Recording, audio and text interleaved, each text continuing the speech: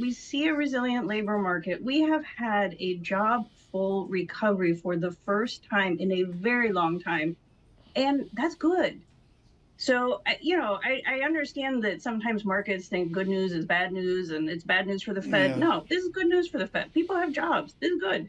I mean, the Fed, starting with, they look like a genius right now in terms of the parlor game, which I don't care about. But the overlay of that is a sub 2% GDP growth. Is that embedded into your study now, where you're looking at finally real GDP growth actually pulls down?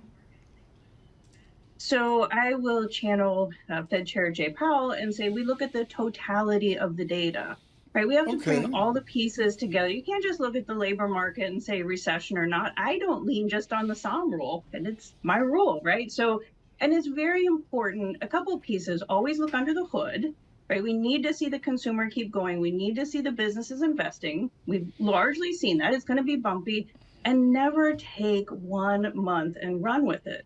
Like, we really have to look 3 months, 6 months.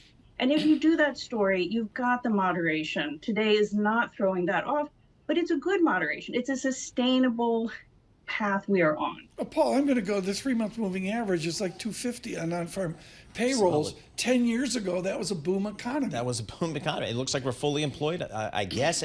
Let's look at the wages here, Claudia. We had last month revised up a little bit to 4%. This month, it came in at 4.1% on an annualized basis. Is that wage inflation? Are we looking at the wage inflation there? We have seen no evidence of a wage price spiral through this entire cycle. And if you didn't see it in 2022, there is no story for it right now.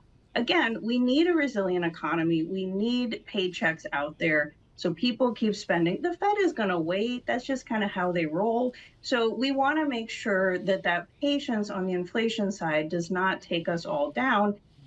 And it looks like they got some resilience, and that's good big picture, not just for the Fed and their waiting game.